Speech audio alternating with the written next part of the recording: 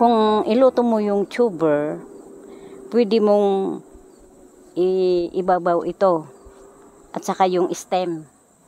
Kung pag-ulamin, isang paraan na mailuto, ito, i-slice mo ito stem, tapos ihalo mo itong dahon. Haluin mo lagyan mo ng sabaw, konting sabaw, at saka haluin mo ng konting meat o fish, yung dried fish, ganun. Pwede naman kung kahit walang ihalo mo, pwede naman. Bagoong, ganun, at saka mantika. Pag yung malalaki, madali ang harvest. Yung 10 kilos, isang oras lang hanggang harvest, linisan, tapos iluto na. Mas masarap pag hintayin mo na mag-mature. May luya. At saka may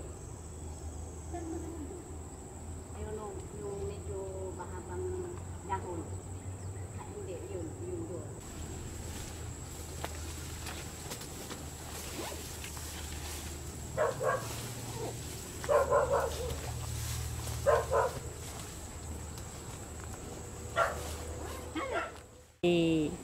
Kasama kita nga benefit ti kanya ka farmer. At least nga hangko nga gatangan amin nga masapul ko. Noon niya ti trabaho iso ti agpainga taraon ko. Nga hangko pa lang nga gatangan nga kasla diyan nakaprosesan nga ada ti ingredients na nga nyaman dita. Pure. Diyan ti amok tati root crops ni tatang ko.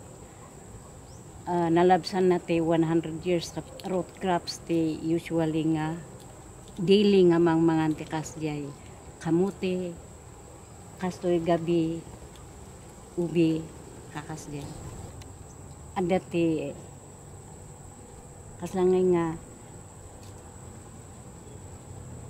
no agtrabaho ak at least hanak nga agbisin. Digito'y typhoon.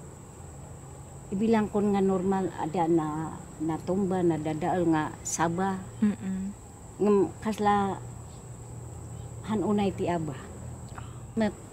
Ta ada ti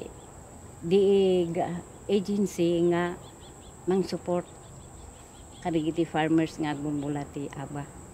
Wino nyaman nga products naka-support ti manti taga dii.